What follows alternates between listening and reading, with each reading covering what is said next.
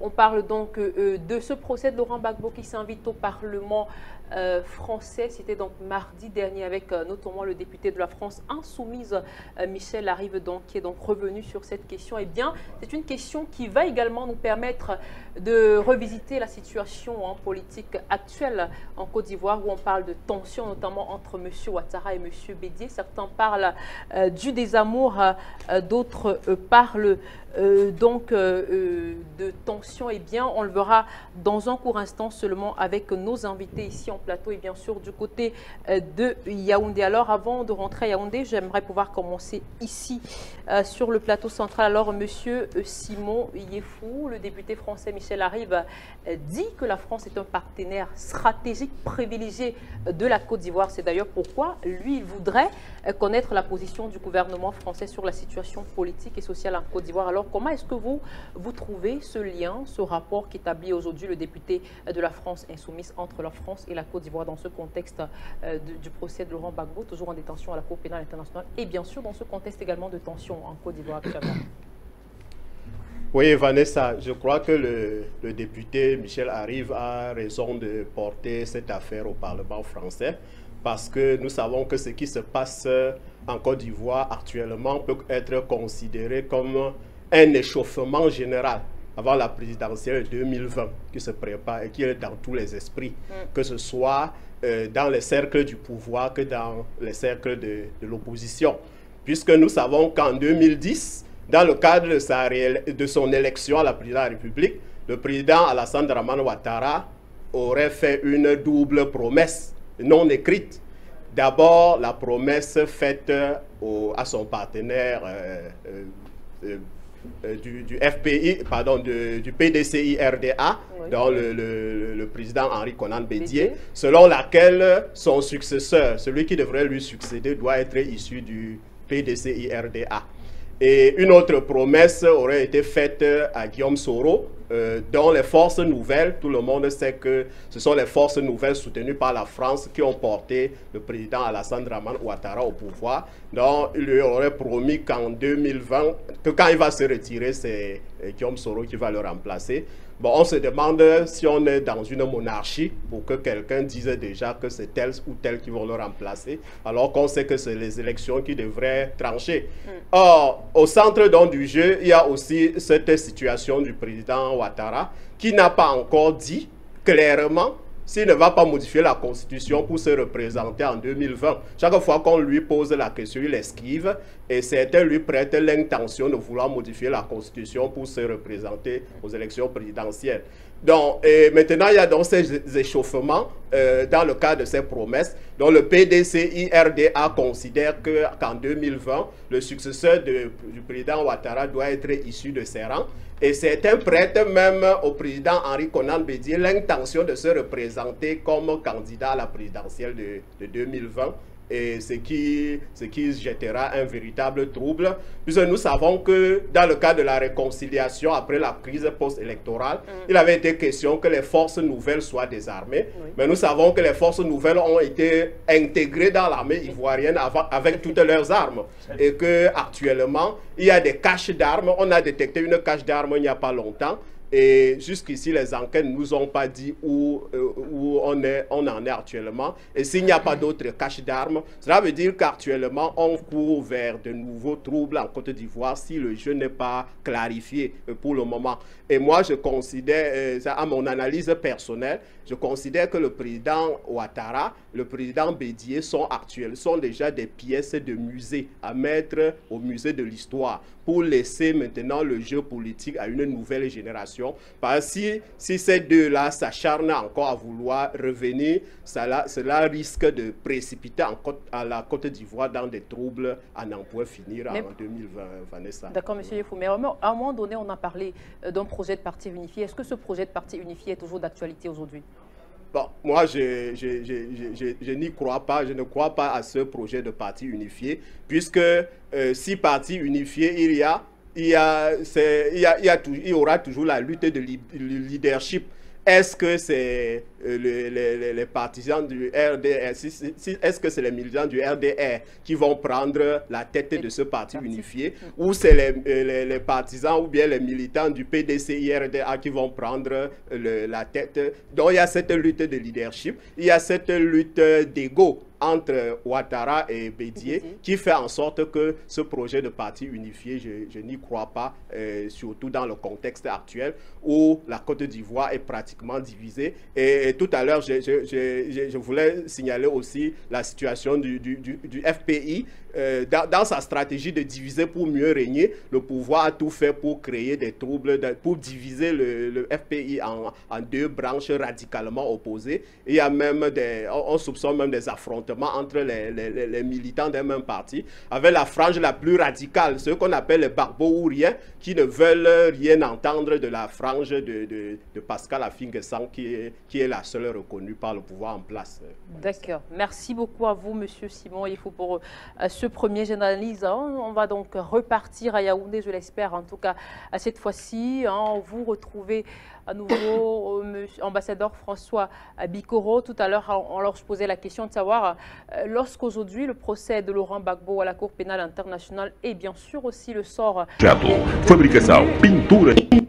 des détenus politiques dont en Côte d'Ivoire s'invite aujourd'hui devant le Parlement français. Vous, qu'est-ce que cela vous inspire, ambassadeur François Bikoro?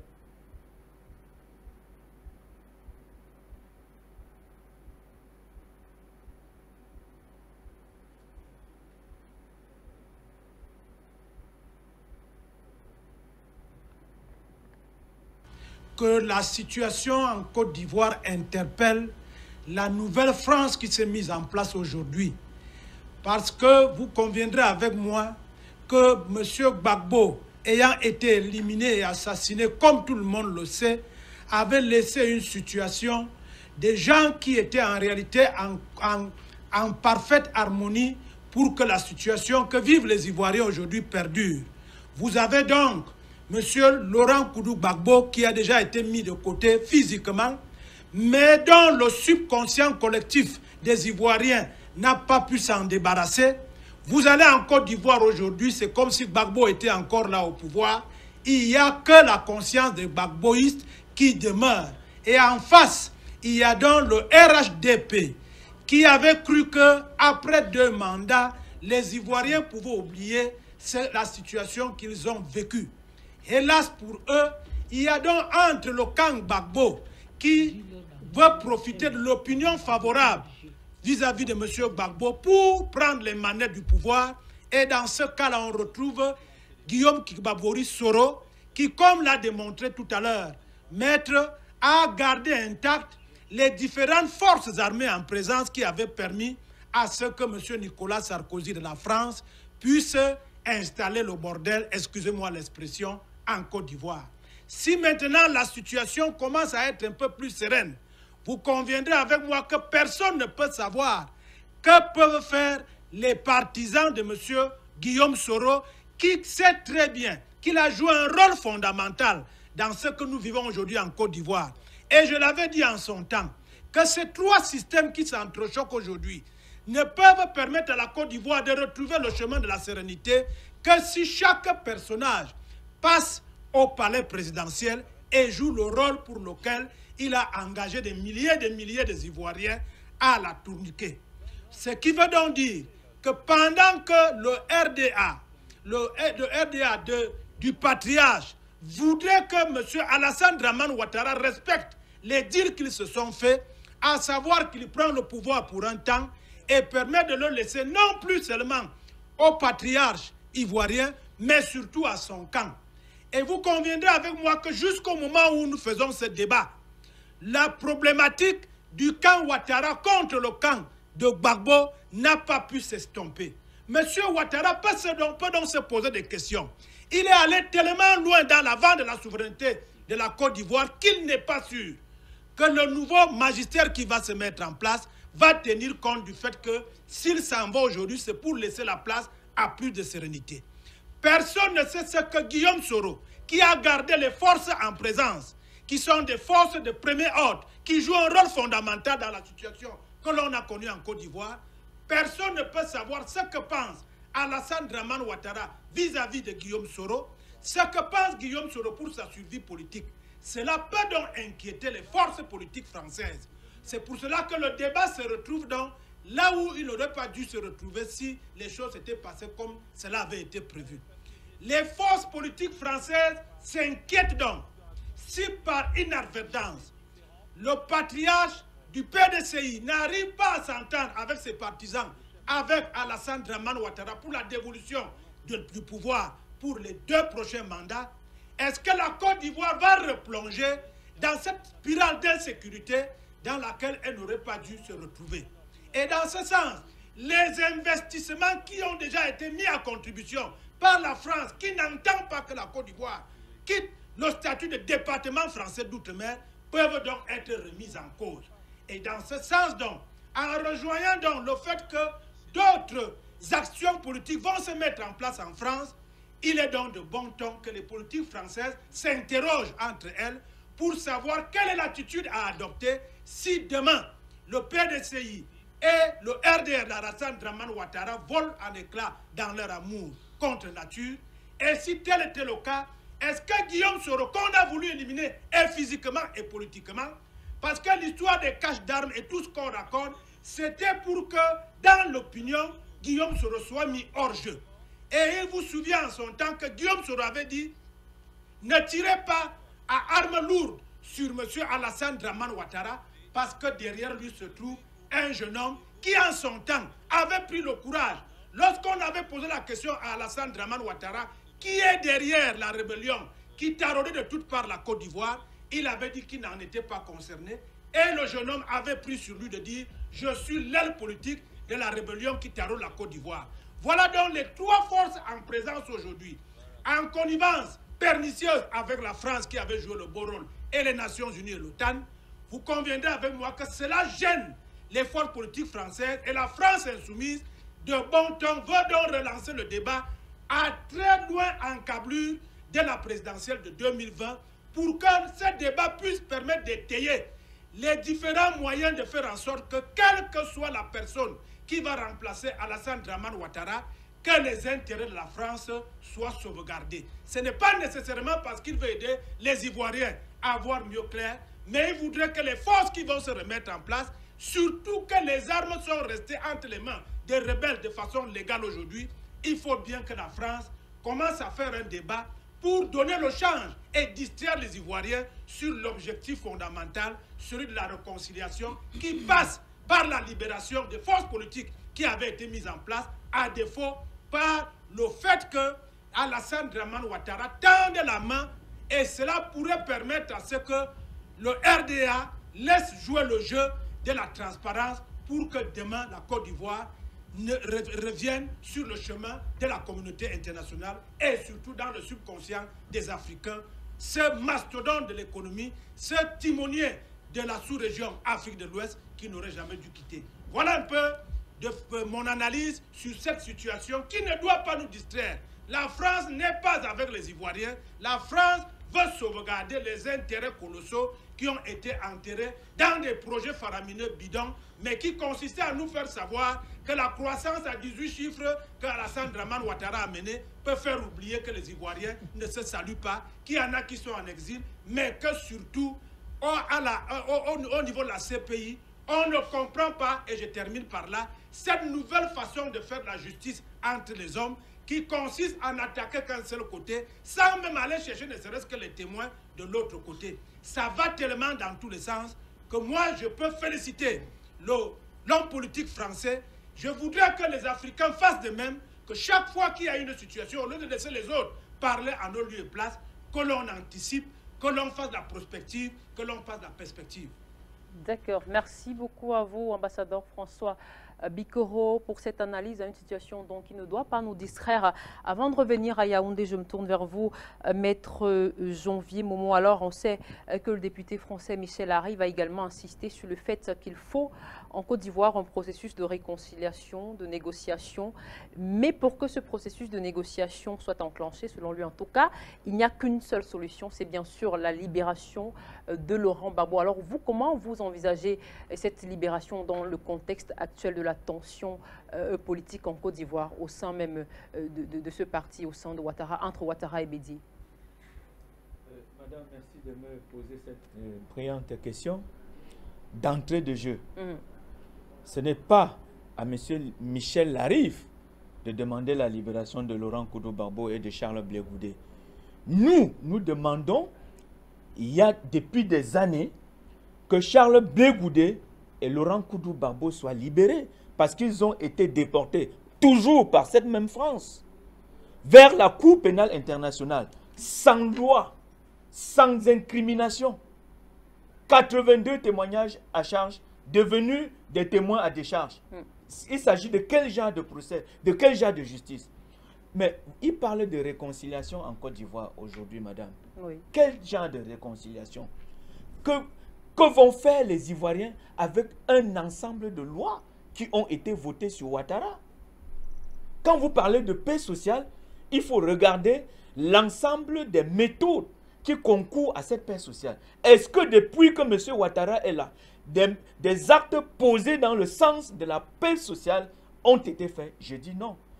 En 2013, sur ce plateau, en août 2013, nous avons signalé un projet de loi qui avait été soumis à l'approbation des députés à l'Assemblée nationale. Le projet de loi portant dispositions spéciales en matière d'acquisition de la nationalité ivoirienne par déclaration.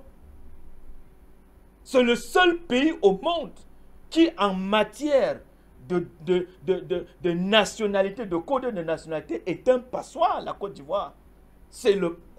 Vous comprenez qu'en 6 mois, vous pouvez devenir ivoirien. Vous parlez de paix sociale, il faut que je vous dise les conditions de cette paix sociale. Madame Vanessa, une demande est faite au procureur de votre localité. Le procureur transmet la demande au ministre de la Justice sans délai. Le ministre de la Justice a 6 mois pour statuer sur votre demande d'acquisition de la nationalité ivoirienne. Si il acquiert, s'il donne droit à votre demande, immédiatement un certificat de nationalité ivoirienne vous est signé sur le champ. S'il rejette, vous avez 2 mois pour faire le recours gracieux devant le juge en lui apportant d'autres éléments. Si le ministre saisi de la justice rejette, en ce moment, vous faites un recours hiérarchique. Et devant qui, vous savez? Devant le chef de l'État qui est Alassane Dramane Ouattara. Vous pensez qu'avec des lois pareilles, on peut croire à un État, à une société de paix? C'est impossible. Et je suis d'accord avec l'ambassadeur Bikoro. Les Français s'inquiètent de l'après Ouattara avec des investissements, l'ensemble de ce qu'ils ont fait en Côte d'Ivoire, pas des investissements, l'ensemble des méthodes qui ont été mises sur place pour appauvrir le peuple ivoirien qui est suffisamment riche. Ils s'inquiètent de l'après Alassane Dramane Ouattara. Et le jeu politique qui est en train de se jouer, les alliances contre nature, ils sont en train de perdre de vue. Pourquoi est-ce qu'elles sont contre nature?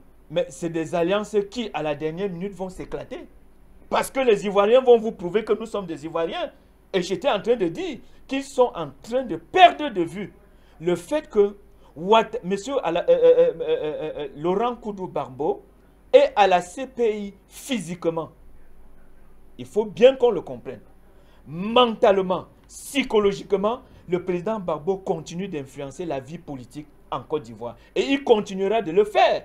Il ne faudrait pas que les parlementaires français commencent à s'égosiller très tôt en 2018.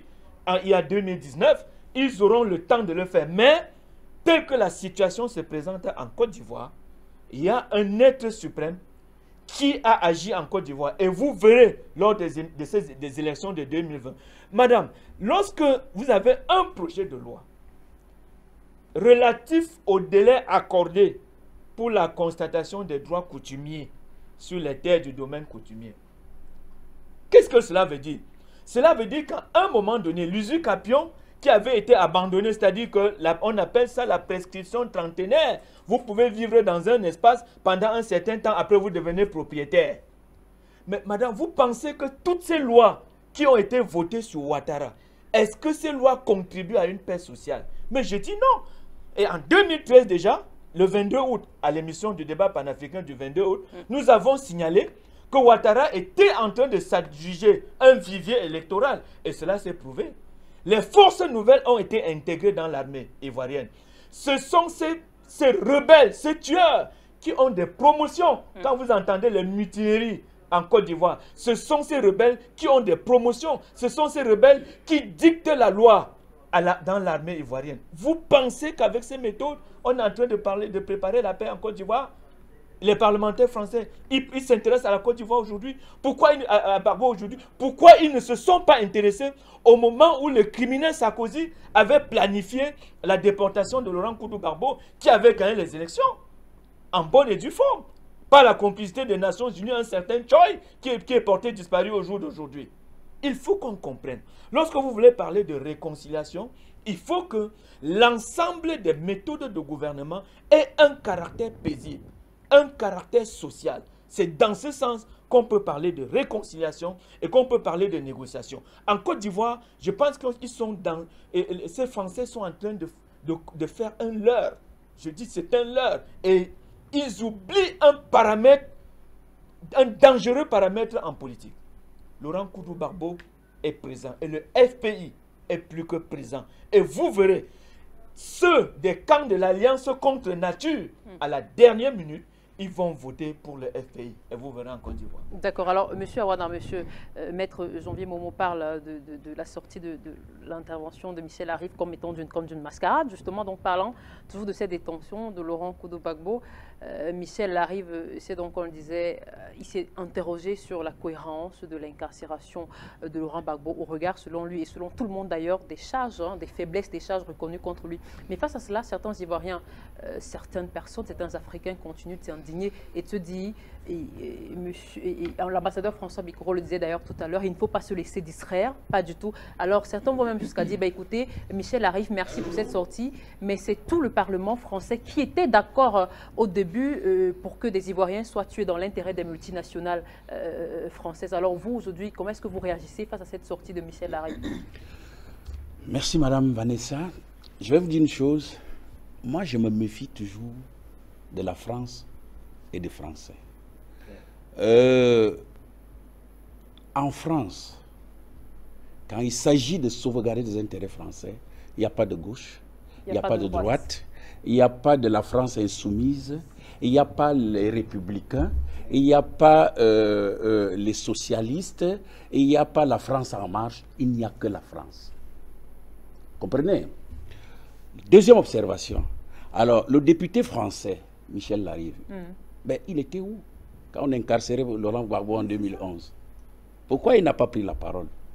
Même en tant que société civile, pour condamner l'arrestation ignoble d'un chef d'État en fonction, un État souverain.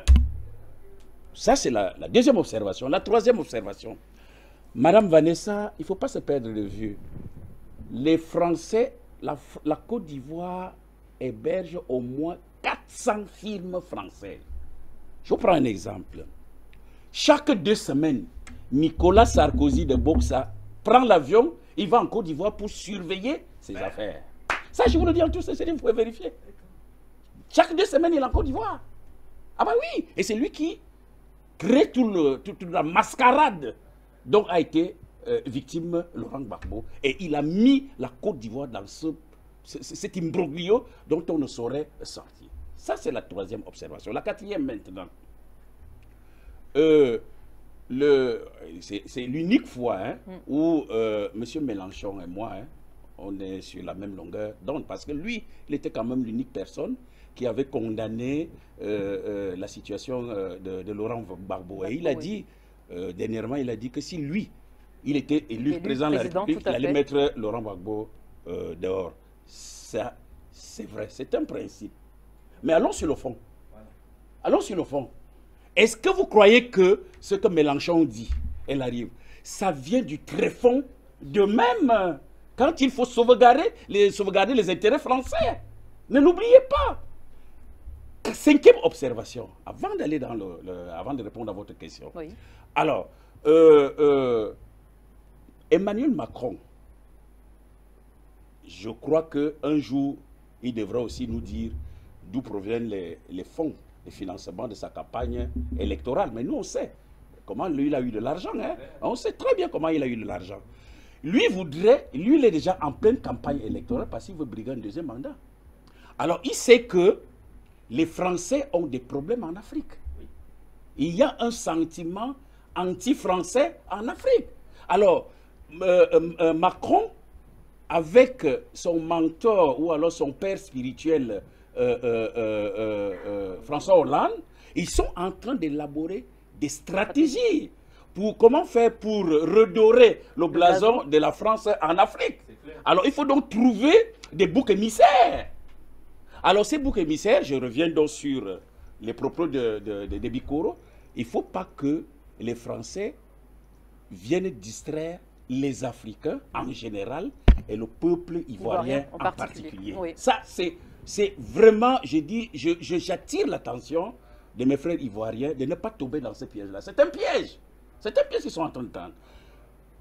Maintenant, pour répondre à votre question, bien, je vais vous donner 2 dates pour vous montrer comment Alassane Dramane Ouattara se retrouve en mauvaise posture en Côte d'Ivoire à l'heure actuelle. Voilà. La première date, c'est en janvier 2015, lors de la présentation des vœux au palais présidentiel du Plateau. Alors, devant le parterre diplomatique, c'est-à-dire le monde entier. Alors, on pose la question à Ouattara, est-ce que vous allez briguer un autre mandat? Il dit, ok, du haut de mes 75 ans, je prendrai congé en 2020. C'est ce qu'il dit devant les diplomates. Hein. Il prendra congé en 2020. Allez, revenons alors en 2017. Il est face à France 24. Voilà. Et lors du sommet Union africaine, Union européenne, oui, tout à fait. On lui repose la même question. Voici ce que dit Ouattara. Je vais vous lire ce que dit Ouattara. Il dit, a priori en politique, on ne dit jamais non. Oui. Attendez 2020 pour connaître ma réponse. Vous voyez les contradictions. Il y a donc ces contradictions-là. Ouattara, il prend pour modèle Alpha Condé de Guinée-Conakry. Des gens qui créent un flou artistique pour se maintenir au pouvoir en essayant de manipuler autant que faire se peut l'opinion publique nationale et l'opinion publique internationale. Et lui, quand il crée ce flou-là au niveau de la Côte d'Ivoire, c'est quoi? C'est un manque de maturité politique. C'est pas comme ça qu'on fait. Et c'est ce manque de maturité politique donc qui fait à ce que lui, Alassane Dramane Ouattara, commence donc à neutraliser tous les appuis politiques de la mouvance présidentielle. C'est là où il y a un problème. De la mouvance présidentielle. Ok, bien. Guillaume Soro, Ouattara fait un deal avec les forces nouvelles.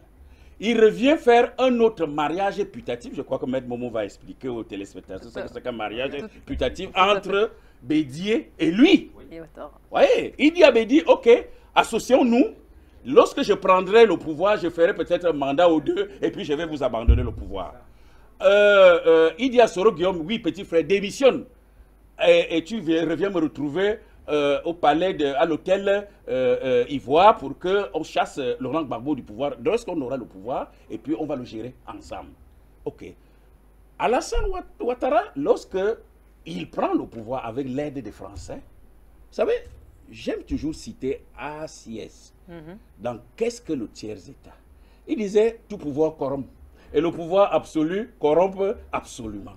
Alors, qu'est-ce qui peut... C'est-à-dire, quand Jésus était né à Nazareth, alors on est allé annoncer à Pilate, dit, ben, il y a un sauveur qui nous est né. Mais vous savez ce que les Juifs ont répondu? Qu'est-ce qui peut sortir de bon à Jérusalem?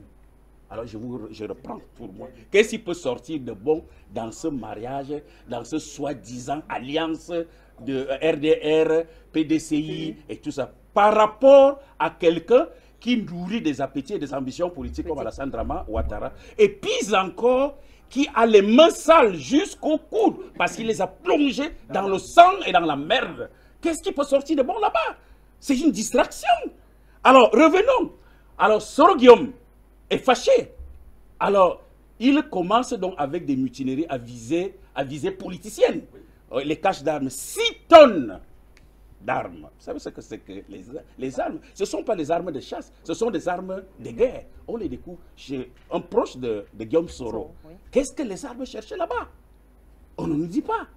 Bon, maintenant, Ouattara, il se retrouve maintenant en désespoir de cause. Il commence donc à faire une gesticulation. Parce qu'il sait maintenant, les Français sont en train de vouloir trouver une porte de sortie.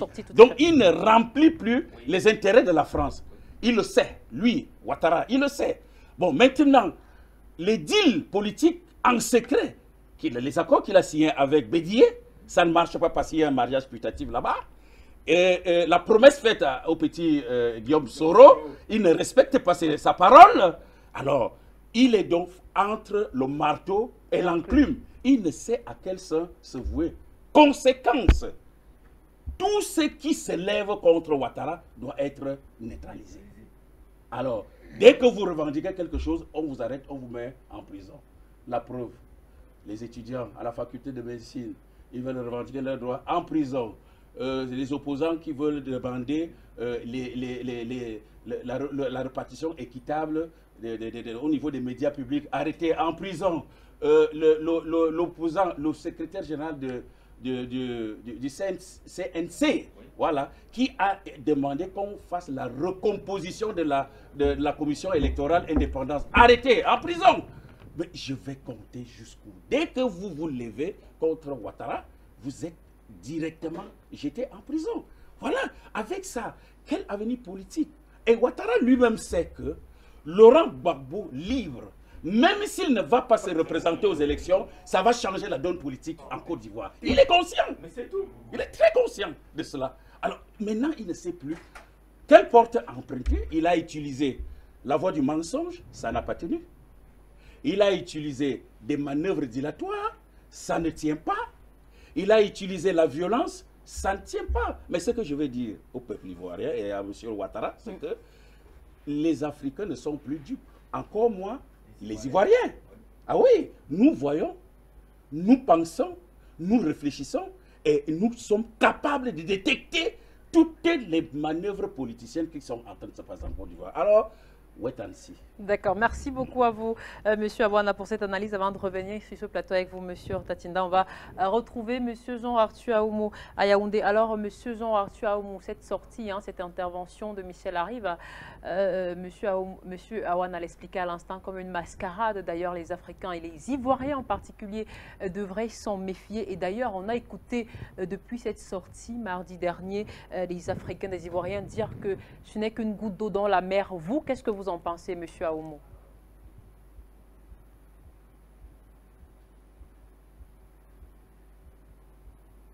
Les deux avis sont vrais, celle des Ivoiriens et celle de M. Awana. Pourquoi? D'abord, celle des Ivoiriens. Lorsque vous êtes dans une situation assez douloureuse, tout apport, tout soutien moral, psychologique, aussi faible soit-il, vous êtes un grand apport et vous donne assez de force au point de penser que vous n'êtes pas seul ici-bas. C'est pour cela que le peuple ivoirien a dit que c'est une goutte d'eau à la mer, sans toutefois rejeter en bloc. L'opinion de M. Awana est également vraie, dans la mesure où, effectivement, lorsque l'agression impérialiste de la France s'est faite en 2010 en Côte d'Ivoire, c'est toute la classe politique française, à quelques rarissimes exceptions près, qui avait approuvé cette agression impérialiste avec la bénédiction de l'ONU. Et depuis lors, la Côte d'Ivoire a connu la déportation du président Laurent Gbagbo, du ministre Blé Goudé, des arrestations arbitraires, des tortures, des exécutions sommaires, de la criminalité urbaine avec ce qu'on appelle les moustiques, des mascarades électorales organisées à répétition par M. Ouattara, la précarité généralisée et, en outre, le refus de suivre une injonction de la Cour de l'Union africaine concernant la commission électorale indépendante. La Cour africaine avait estimé, à juste titre, que cette commission électorale indépendante était antidémocratique et anticonstitutionnelle. Jusqu'à l'heure actuelle, M. Ouattara, qui veut de temps en temps faire illusion de panafricanisme, a purement et simplement craché sur cette décision de la Cour africaine des droits de l'homme concernant la commission électorale indépendante. Et à cela, vous ajoutez donc le fait qu'il y a des détenus politiques qui y sont, plus de 218 à l'heure actuelle. Vous avez des exilés politiques qui sont des milliers, et la parodie de procès en cours à l'heure actuelle à La Haye, où le président Gbagbo et Blé Goudé y sont. Dans cette parodie de procès, qui a monté cette parodie de procès? C'est bel et bien la France avec Nicolas Sarkozy, en instrumentalisant Ocampo et notre sœur, qui est notre honte la plus obscène et la plus qu'on ait pu vivre depuis ce début du XXIe siècle, c'est-à-dire Madame Bensouda. Tout ceci a été fait pourquoi? Ceci a été fait dans le but de pouvoir perpétuer la mainmise de la France-Afrique sur la Côte d'Ivoire et l'Afrique de l'Ouest, dans le but de perpétuer le pillage de la Côte d'Ivoire et de l'Afrique de l'Ouest par l'oligarchie française, par le palais royal de Rabat, par quelques multinationales françaises. Voilà le pourquoi tout ce chaos a été fait, et quelques multinationales américaines autant pour moi. Voilà pourquoi tout ce chaos est instauré en Côte d'Ivoire. Voilà pourquoi on semble se perdre. En réalité, on n'est pas du tout perdu. Lorsque maintenant le député français s'amène là aujourd'hui, c'est effectivement pour voir dans quelle mesure on peut essayer de préserver la mainmise de la France-Afrique sur la Côte d'Ivoire. Ce n'est pas du tout pour ramener la paix et la réconciliation en Côte d'Ivoire. Parce que la paix, les conditions pour une paix et une réconciliation vraie et durable en Côte d'Ivoire sont connues de tous. C'est par exemple la libération immédiate et inconditionnelle du président Gbagbo et du ministre Blé Goudé. C'est bien connu de tous. Parce que Maître Janvier l'a dit tantôt, comment est-ce qu'on peut engager un procès avec 82 témoins à charge qui mutent tous en témoins à décharge? Comment est-ce qu'on peut réécrire les mobiles d'accusation en mi-procès? En réalité, si la CPI n'était pas un outil juridique impérialiste et négrophobe, on aurait libéré purement et simplement le président Gbagbo et le ministre Blé Goudé depuis, à travers déjà cette grotesque farce qui est en train d'être jouée à la CPI à l'heure actuelle. Il y a également que la Cour africaine des droits de l'homme a recommandé à l'État ivoirien de revoir la CEI. Ça, c'est une autre barre de constitution. Il y a le retour inconditionnel des exilés. Ça, c'est aussi une condition de paix. Il y a également la libération inconditionnelle des détenus politiques, notamment Madame Gbagbo et plus de 248 détenus politiques à l'heure actuelle, sans compter ceux qui sont incarcérés sans qu'on ne sache d'où ils sont à l'heure actuelle. Voilà les conditions minimales, Madame Vanessa, de paix et de réconciliation durable. Et là, effectivement, où M. Ouattara a raison et le peuple ivoirien, le député français aurait pu dire ces choses-là. qui sont élémentaires et connus de tous et qui ont été répétés plus d'une fois en Côte d'Ivoire. Alors, quand M. Alassane Dramane Ouattara et ses alliés en plus sont avec le RHDP, des grouilles qui montent, ça a été bel et bien dit par M. Awana et Maître Janvier et les autres là-bas. Quand également, en Côte d'Ivoire, on connaît des mutineries, par exemple, l'ambassadeur a souligné tous ces problèmes-là de cette roublardise de monsieur Ouattara aujourd'hui par rapport aux multiples deals qu'il a contactés à gauche et à droite. On comprend très bien que la France-Afrique est en train de voir la Côte d'Ivoire se transformer en sable mouvant.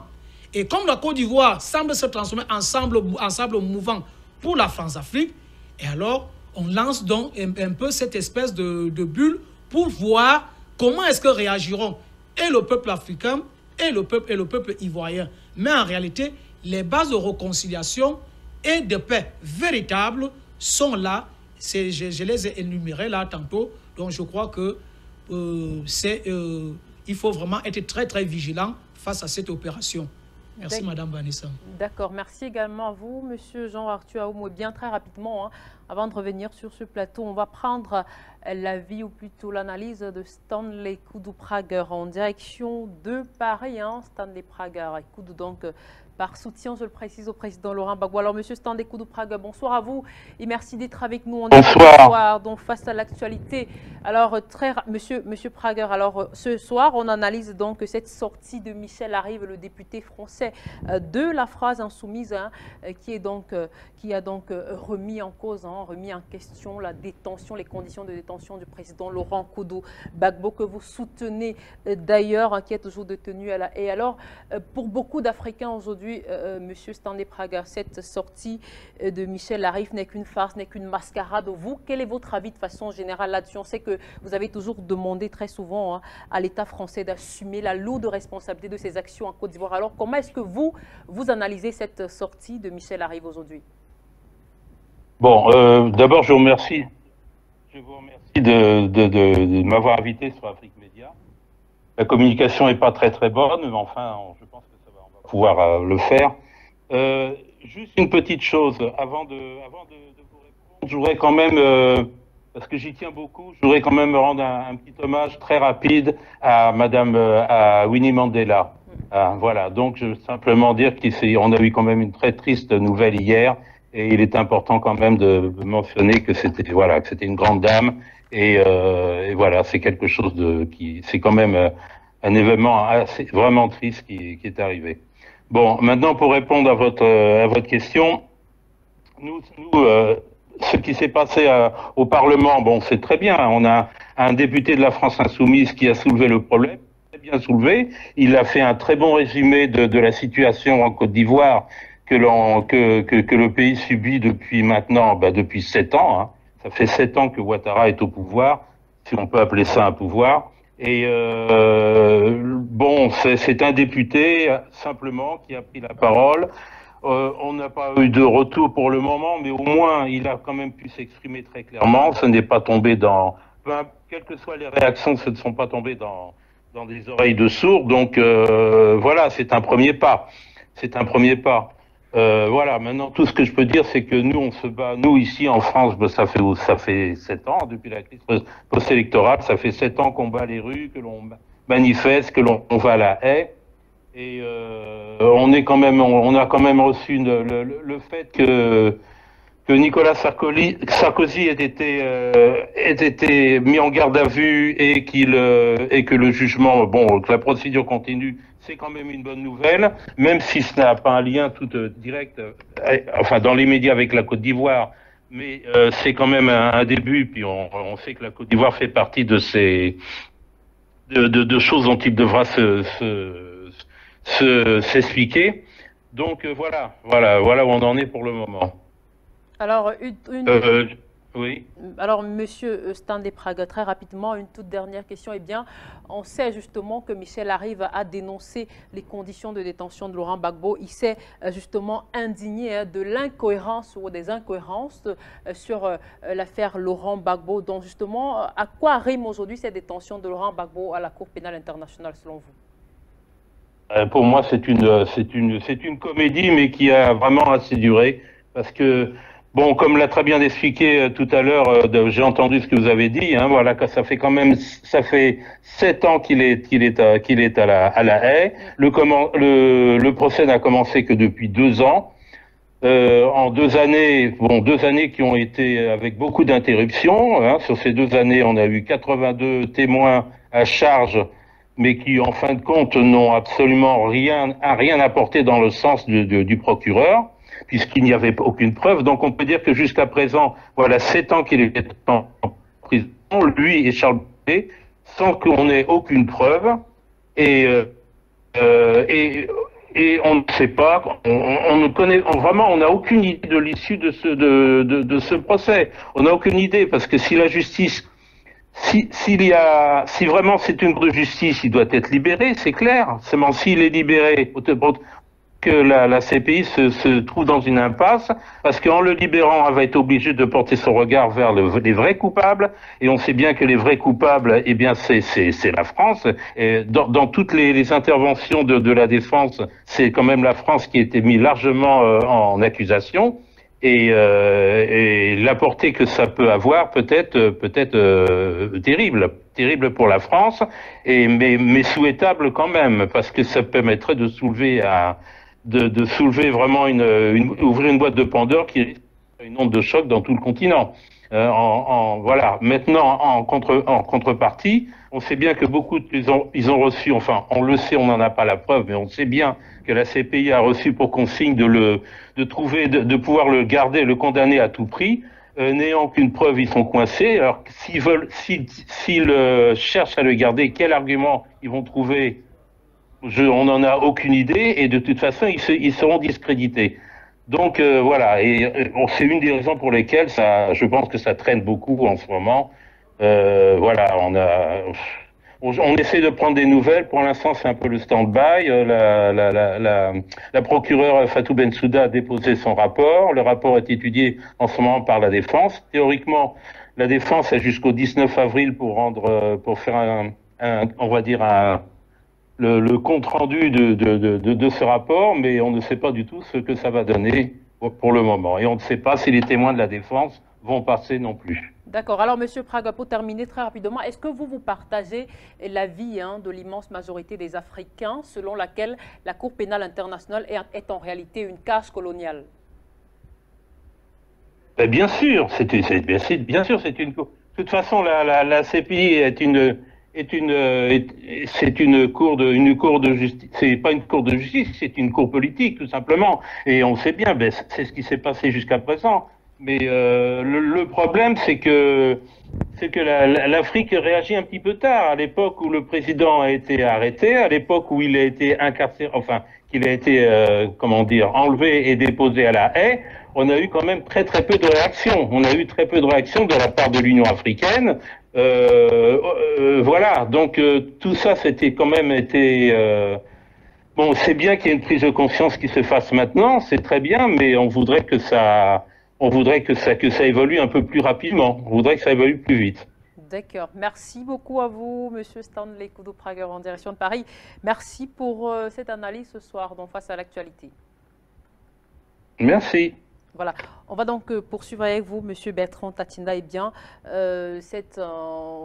cette sortie de Michel Larive mardi dernier devant le Parlement français, est-ce que certains peuvent considérer, on a entendu des Ivoiriens hier dire ne pas se reconnaître dans la situation que Michel Larive décrivait, notamment la persécution des opposants à Ouattara, le fait que les familles de certains prisonniers politiques sont détenus dans des conditions extrêmement graves. Certains Ivoiriens ont dit non, on ne reconnaît pas cette Côte d'Ivoire-là, nous sommes bien. Alors qu'est-ce que vous répondez à ces Ivoiriens-là aujourd'hui?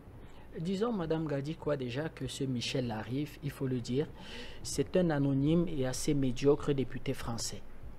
C'est-à-dire que c'est un ami de M. Mélenchon. Oui. C'est-à-dire qu'il fait partie de ce qu'on appelle la France insoumise.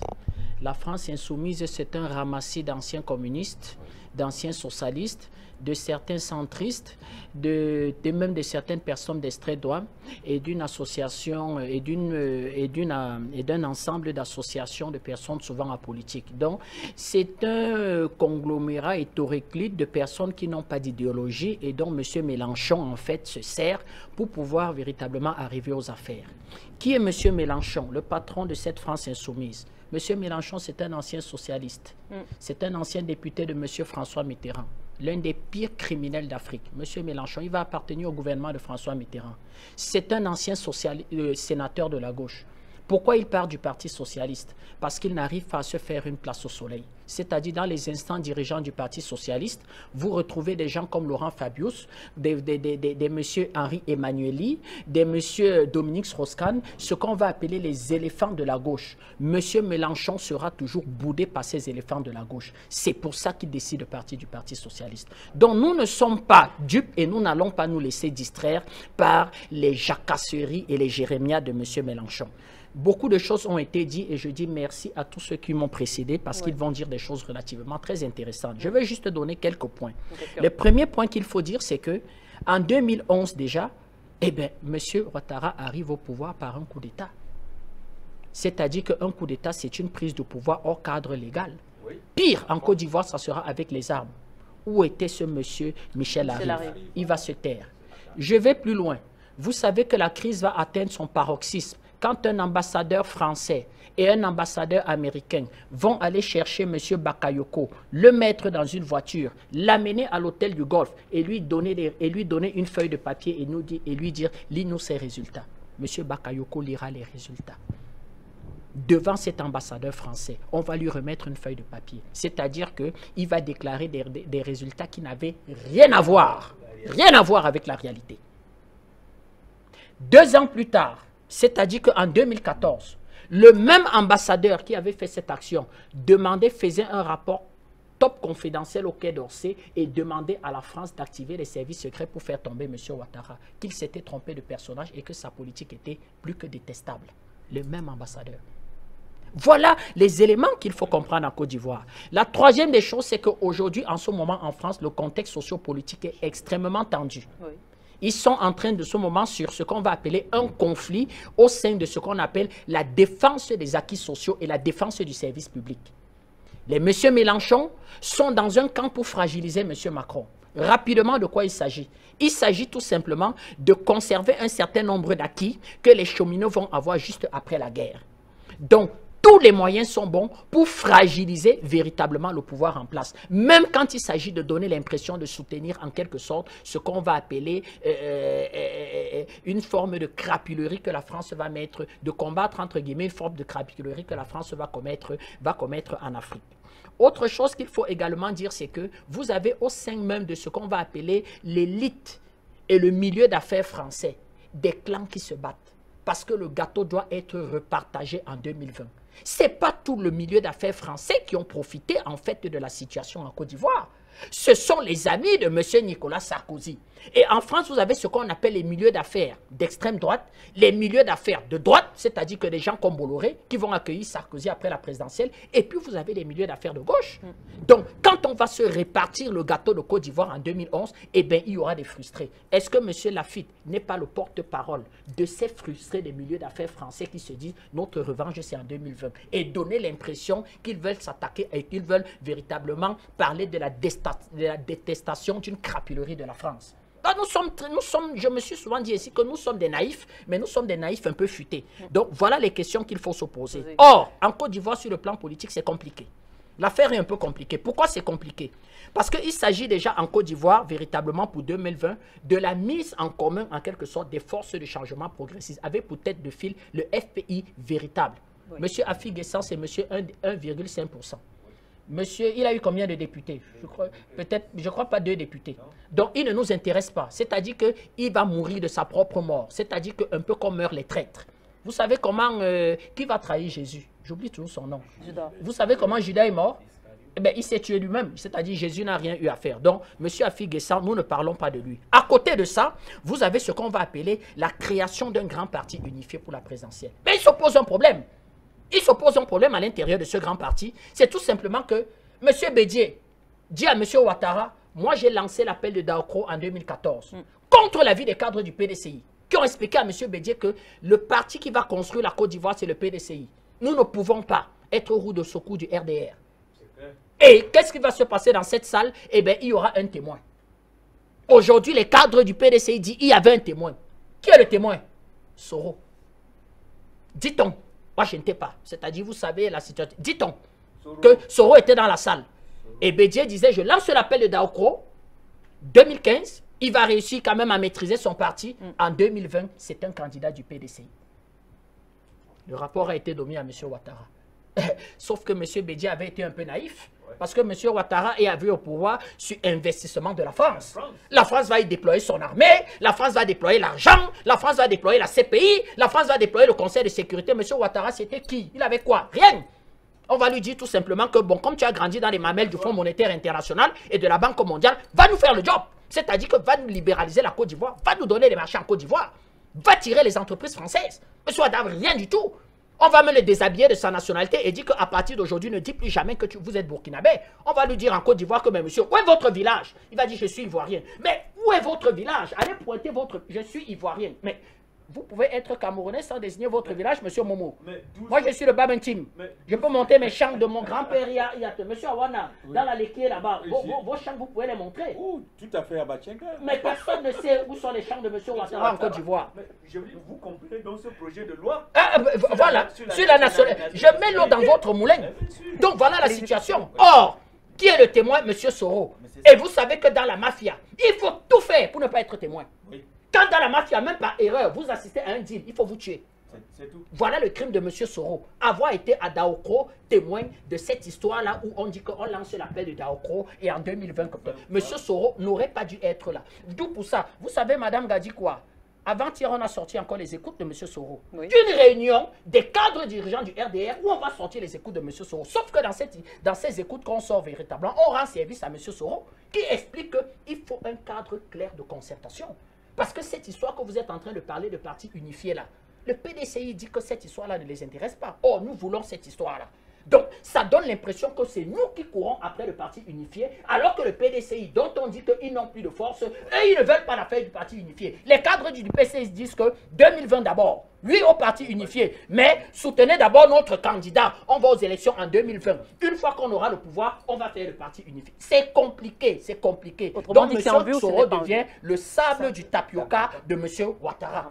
Voilà la situation voilà la situation de la Côte d'Ivoire. Et à côté de ça, véritablement, vous avez la nomenclature, comme M. Awana va le dire, et les intérêts français. Quelques chiffres sur les intérêts français. Vous avez à quelque chose un demi-milliard d'euros d'exportation de la France vers la Côte d'Ivoire. Vous avez 1 millier d'entreprises françaises et de filiales. Vous avez 25 000 ressortissants français. Pour faire une comparaison, au Cameroun, ils ne sont pas plus de 3 000.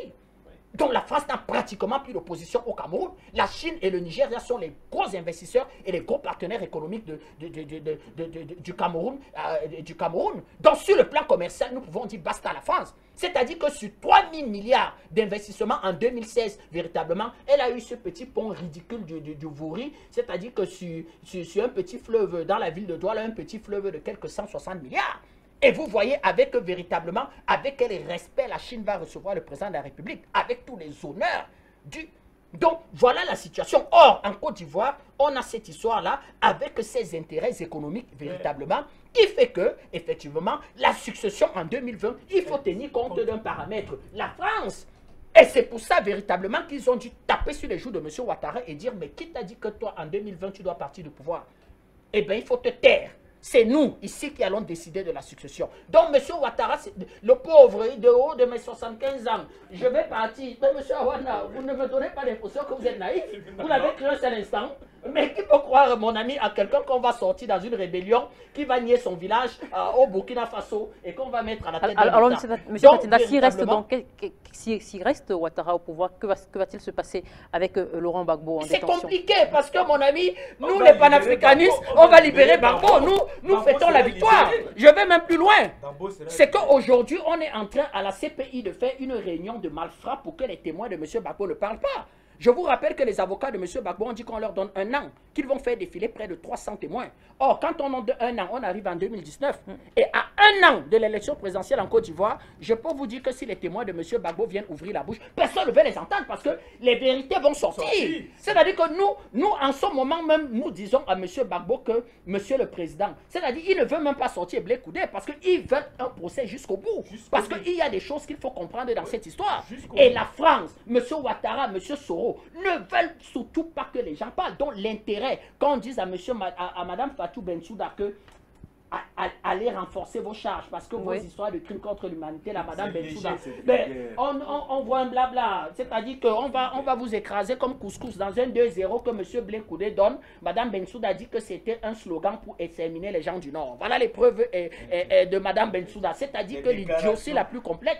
Donc on lui dit, Madame Bensouda, allez voir vos parrains. Les parrains sont M. Sarkozy, lui-même qui a une trentaine d'affaires aux fesses en France, on ne sait pas comment il va s'en sortir. Allez voir M. Ocampost, tous ces gens-là, et voyez dans quelle mesure on peut arrêter cette histoire. Parce que si la défense vient ouvrir la bouche ici, ça sera compliqué. C'est compliqué. Donc voilà la situation d'un pays qu'on adore comme la Côte d'Ivoire, dont nous aimons les Ivoiriens. Et nous disons tout simplement, nous appelons le peuple ivoirien à être extrêmement réfléchi. Extrêmement réfléchi et se ranger véritablement du côté, c'est-à-dire que du côté des forces de changement pour que véritablement la Côte d'Ivoire puisse être construite par des enfants ivoiriens. C'est-à-dire que le Cameroun n'a pas intérêt à ce que ce pays se déchire. Les nationalistes ivoiriens, les enfants de ce pays, avec véritablement d'autres, parce qu'il faut dire qu'à un moment donné, même au temps du Fouet-Boigny, la Côte d'Ivoire rassemblait pratiquement 40% de sa population était d'origine étrangère. Donc c'est un pays qui a toujours été un pays intégrateur, qui a ouvert, et il n'y avait aucun problème. Donc voilà un peu la situation de cette situation-là, Madame Gadi, quoi. C'est compliqué, c'est très compliqué. D'accord. En tout cas, on va y revenir pour dire chacun un dernier mot là-dessus, avant de passer à notre seconde thématique de la soirée. Mais avant, on va donc ouvrir le standard et permettre à nos téléspectateurs de réagir ce soir avec nous. On va donc commencer avec vous, Pasteur Soa. Vous nous appelez du Ghana. Bonsoir à vous, Pasteur Soa. Bienvenue. Bonsoir, bonsoir, bonsoir Vanessa. Bonsoir Bertrand. Bonsoir Bikoro, l'activateur politique. Bonsoir Patient Parfait d'Homme. Je salue tout le monde, tous ceux qui sont là, ceux de Djamena, mon ami Kamalo, que la grâce de Dieu soit avec vous. Vanessa, le sujet de ce soir encore est très important. Côte d'Ivoire, France, quand le procès Gbagbo s'invite au Parlement français. Je dis, mais c'est vrai, parce que voici ce qui s'est passé en 2003. Le procès Mamadou Coulibaly a écrit la guerre de la France contre la Côte d'Ivoire.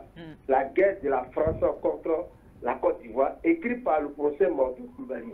Et ce document, si vous disiez, vous allez comprendre beaucoup de choses. Il y a des causes là-dedans. Vous voyez?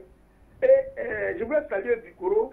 Il a dit quelque chose que Draman Ouattara, à son temps, n'avait pas accepté et n'a pas reconnu qu'il était le père de la rébellion. Et cette affaire, c'est Soro qui a reconnu effectivement qu'il était le père de la rébellion. Et là, il y a eu un problème qui devenait. Logiquement, et il n'était pas le prolétaire. Mais si aujourd'hui, le Parlement français s'invite dans cette affaire de la Côte d'Ivoire, et du procès de Côte d'Ivoire, c'est normal parce que c'est au Parlement français qu'ils ont décidé, ils sont allés bombarder la Côte d'Ivoire. Et c'est pourquoi je voulais saluer aussi mon ami Antoine qui disait que non, qu'est-ce que ça peut apporter, et blanc c'est blanc, et effectivement blanc c'est blanc. Mais saluer aussi cette presse Mediapart qui a aussi commencé le dossier de Laurent Gbagbo, qui a expliqué et qui a mis à nu le transfèrement, comment le transfèrement de Laurent Gbagbo a été fait négativement. Donc nous voulons aussi saluer Mediapart. Nous voulons aussi saluer également cet homme également qui a introduit encore le dossier de Laurent Gbagbo au Parlement. C'est nous qui sommes chrétiens, nous voyons la main de Dieu. Parce que c'est Dieu qui permet. Au départ, personne ne pouvait même parler de Gbagbo. Personne ne pouvait même parler de lui en France. Personne ne pouvait même dire que Gbagbo, en tout cas, il a tort ou il n'a pas tort. Mais si aujourd'hui, son problème Et le problème de Gbagbo est transféré au Parlement, vous voyez. Il dit la libération de Laurent Gbagbo est débattue à l'Assemblée nationale française. Un député de la France, Michel Larive, exige de connaître la position de la France eu égard à l'absence de preuves. Le député de la France dénonce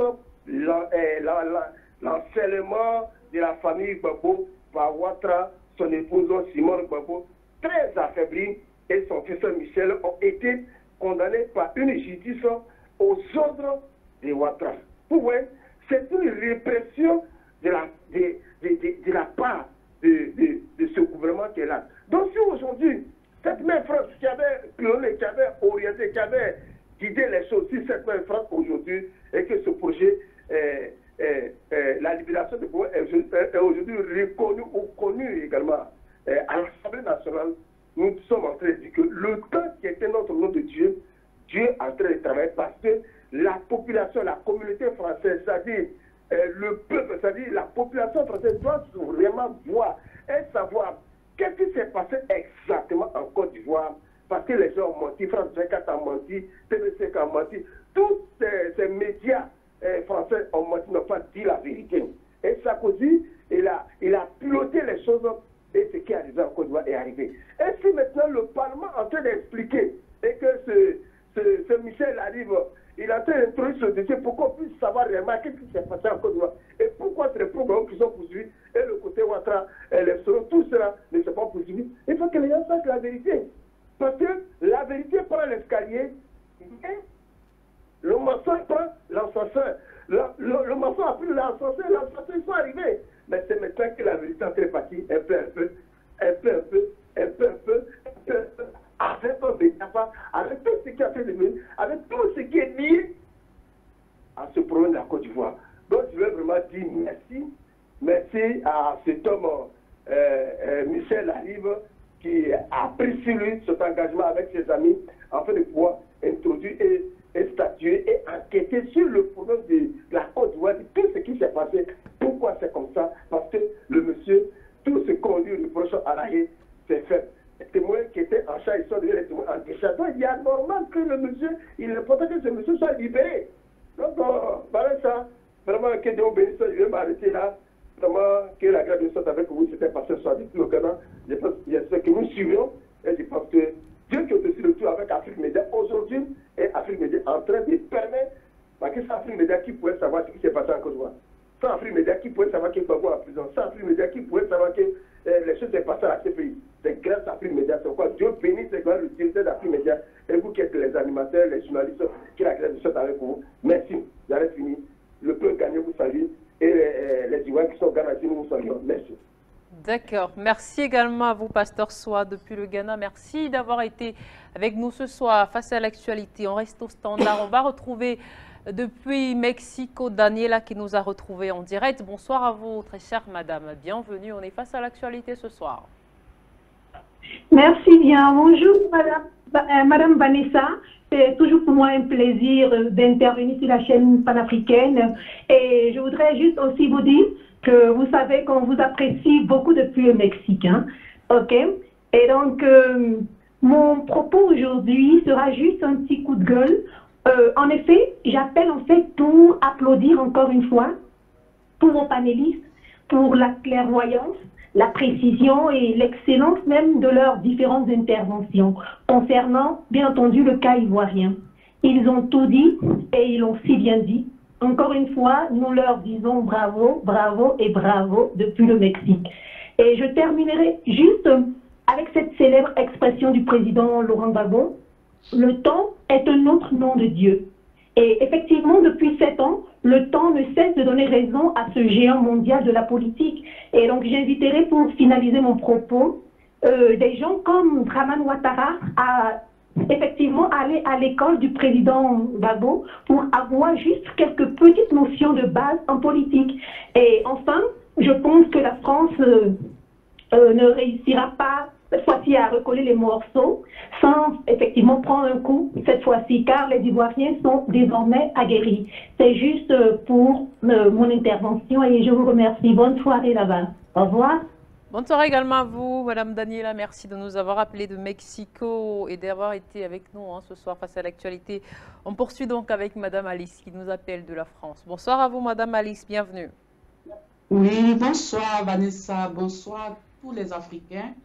Alors, quand il s'agit de la Côte d'Ivoire, notre pays, franchement, ce débat est très intéressant. Mais les autres débats sont intéressants, évidemment.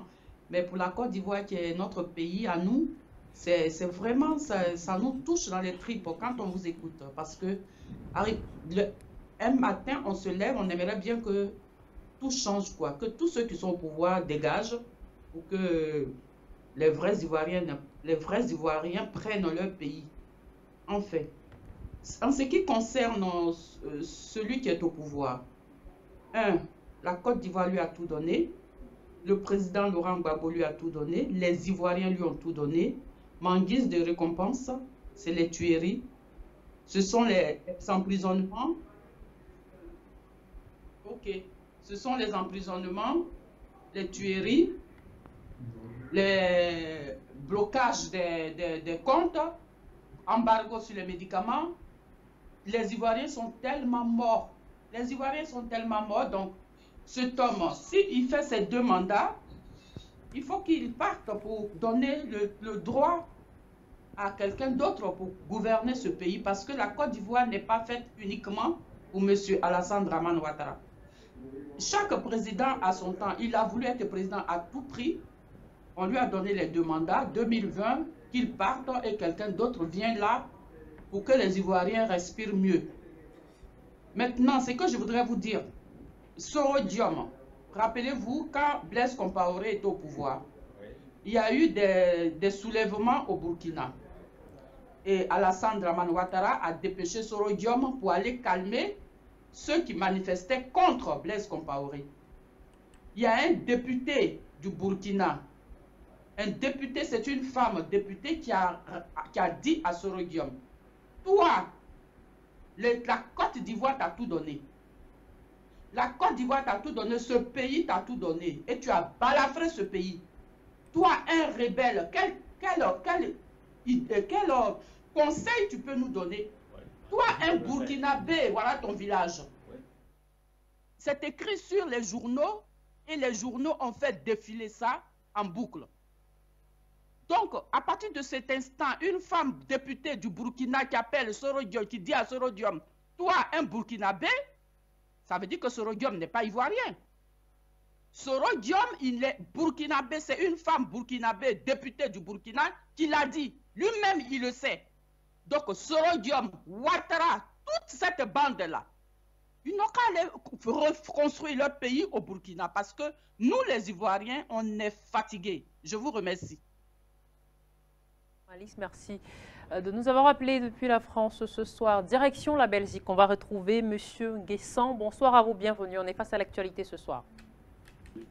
Oui, bonsoir Madame Vanessa, bonsoir le panel qui nous édifie et que nous attendons chaque fois d'avoir des nouvelles et merci pour le travail que vous faites. Eh bien, ce que j'aimerais dire par rapport au sujet en cours concernant donc la Côte d'Ivoire, à mon avis, je pense que c'est clair que la France a joué un rôle très important et joue un rôle négatif, devrais-je dire. Et comment Mélenchon et le député qui ont récemment, surtout le député qui a récemment réagi à l'Assemblée nationale concernant donc le sujet concernant le président de l'Arabo. Je pense que bon ben ils sont dans leur rôle, hein, mais il faut toutefois savoir apprécier que le sujet était à l'Assemblée nationale, donc c'est aussi très important pour nous. Et il faut savoir que Ouattara a joué un rôle qui va lui tomber dessus, malheureusement.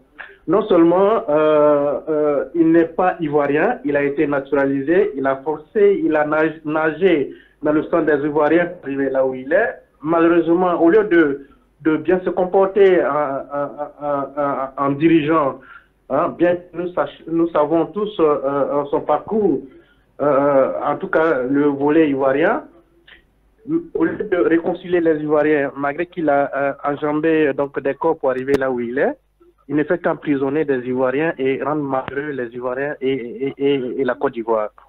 Et c'est très très triste. Je pense que ce sort va lui retomber dessus. Je sais bien, les panélistes, les brillants panélistes l'ont déjà dit. Et donc ça nous fait triste de voir notre pays dans cet état-là, de voir que des Ivoiriens sont emprisonnés. Et ce qui me fait encore plus mal, c'est qu'il y a des Ivoiriens qui cautionnent cela, notamment Bédier et quelques autres du PDCI, bien que je ne sois pas moi-même PDCI, mais ça blesse. Vous voyez, nous sommes très très tristes de savoir que des Ivoiriens cautionnent cela, sont en train de voir des gens mourir en prison. On voit Madame Aïdé Gbagbo détenue depuis combien d'années? Pourquoi est-ce que personne ne s'indigne? Personne ne s'indigne dans le clan, c'est-à-dire dans la coalition au pouvoir actuel. Est-ce qu'il faut fermer les yeux pour vos poches, pour vos salaires, pour vos business, pour ce que vous gagnez? La Côte d'Ivoire doit primer, cher monsieur. Pourquoi? Moi, je suis indigné de savoir que des gens, des Ivoiriens, cautionnent cela. Voyez-vous? Donc, je vous remercie sur le plateau, comme je l'ai déjà dit tout à l'heure. Franchement, heureusement, comme quelqu'un l'a dit avant moi, Afrique Média permet à ce qu'on puisse nous s'exprimer et traiter le sujet qui est très important. Merci encore à Afrique Média de traiter les sujets africains et ça nous va droit au cœur. Merci encore l'initiateur d'Afrique Média. Merci Afrique Média, je vous remercie. Bonne émission. C'est nous qui vous remercions, Monsieur Nguessan. Merci beaucoup pour votre appel ce soir. On va donc, puisqu'on parle de la Côte d'Ivoire, on va terminer en Côte d'Ivoire, en tout cas pour cette première vague d'appels. On va prendre Monsieur Loa qui nous appelle donc justement de la Côte d'Ivoire. Bonsoir à vous, très cher monsieur, bienvenue. Oui, bonsoir madame, c'est Monsieur Loa à la Côte d'Ivoire. Allez-y, on vous écoute. J'ai dit bonsoir à tout le panel. Oui. Et puis je voudrais vous dire quelque chose de très important. Le problème de Bob Laurent, c'est un problème d'ordre politique, mais c'est surtout un problème d'ordre économique. Parce que Bob Laurent, je me souviens très bien, a fait un discours un jour où il a dit que quand il a pris le pouvoir, il voulait recruter les médecins. Et les pères de Pogny ont dit qu'il y a un quota de fonctionnaires qui ne doit pas dépasser. Et Bob a dit que j'ai des médecins qui sont de l'école et je ne peux pas soigner mon peuple. Alors, Babou a fait le recrutement qu'il fallait faire. Ça n'a pas pu retenir. Donc, cette guerre qui a été faite à la Côte d'Ivoire, non seulement c'est une guerre politique, mais c'est une guerre de tous les pays de fonds qui sont réunis pour attaquer la Côte d'Ivoire. Donc, quand vous dites que Babou Laurent sera libéré facilement, ce sera très difficile. Parce que les deux entités sont menées pour voter Babou Laurent à la CPI. Voilà un peu la petite révélation que je dois vous faire. Et Dieu vous bénisse. Merci. Merci également à vous, Monsieur Loa. C'est donc sur votre intervention que nous allons momentanément refermer le standard. On va revenir pour permettre à nos panélistes sur ce plateau de dire un mot sur cette question avant de passer à notre seconde thématique. Eh bien, je vais commencer avec vous, Monsieur Simon Yefou. On vient d'en écouter le téléspectateur qui s'est exprimé à l'instant. On a l'impression que la libération de Laurent Gbagbo n'est pas imminente comme semble le vouloir ou le souhaiter les panafricains et qu'elle est plutôt encore un tout petit peu illusoire. Est-ce que c'est vrai?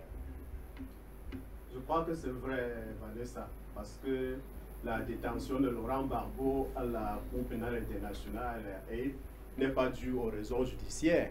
c'est dû aux raisons politiques, c'est un détenu politique et le procès est hautement politique puisque celui qui est au pouvoir, Alassane Dramane Ouattara, ne peut pas accepter que son opposant Gbagbo sorte de prison et rentre le nuire en Côte d'Ivoire.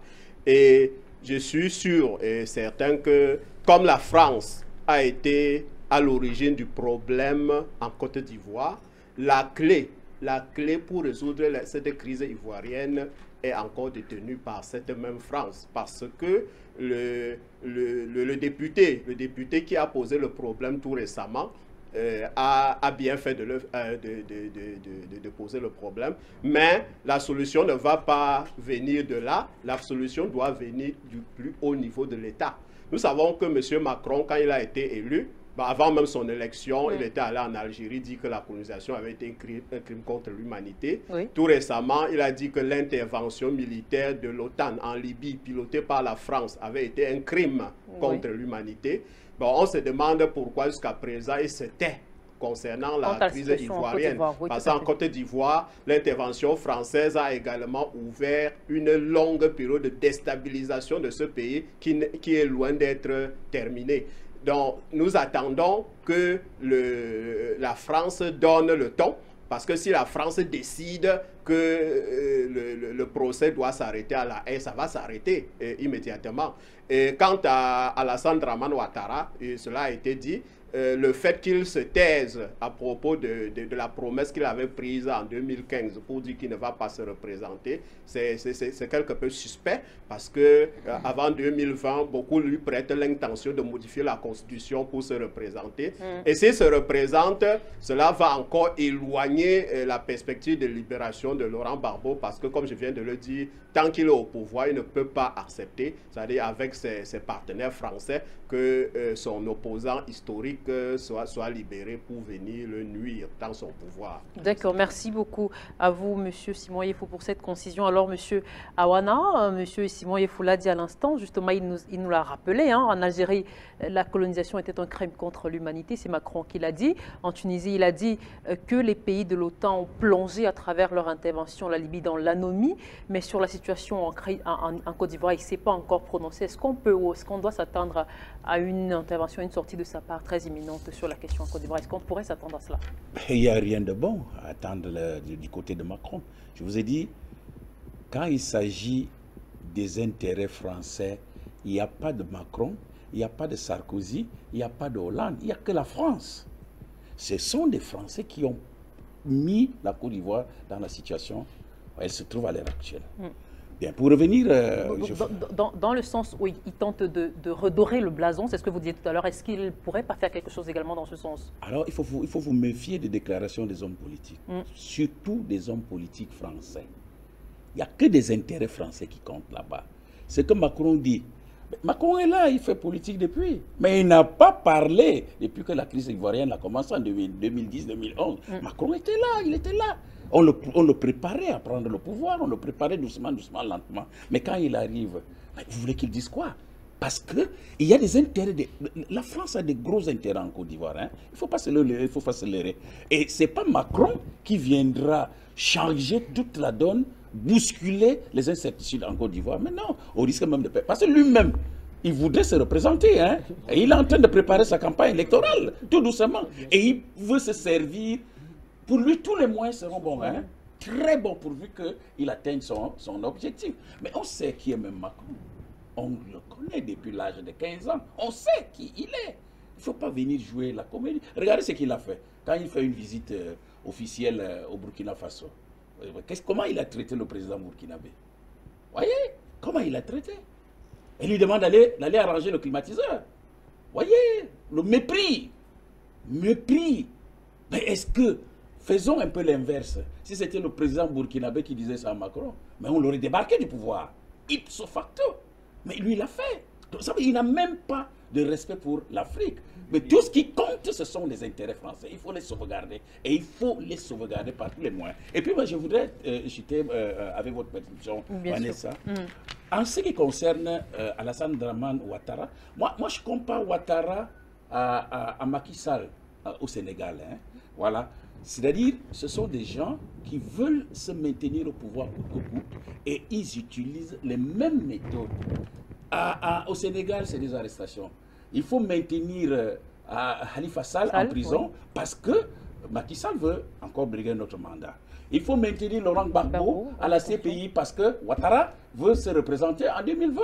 Vous voyez comment il y a des similitudes. Et tous ont pour modèle Alpha Condé de Guinée-Conakry. Mais c'est clair. Il faut pas que les gens se leurrent là-dedans. Donc, en réalité, n'attendez rien de bon du côté de la France. C'est la France qui a mis le feu aux poudres. C'est la France qui a placé son pion au pouvoir en Côte d'Ivoire. Et les Français ne peuvent pas. Ils sont unis et unanimes en ce qui concerne les intérêts français. Voilà. D'accord, merci beaucoup à vous, Monsieur Awana, pour cette analyse de fin. Eh bien, ambassadeur François Bikoro, en Côte d'Ivoire, donc alors 2020, pointe à l'horizon. Laurent Gbagbo est toujours en détention. La tension politique de ces derniers jours est toujours aussi vive. Alors, dans les prochains jours, à quoi faut-il s'attendre, hein, selon vous, ambassadeur François Bikoro?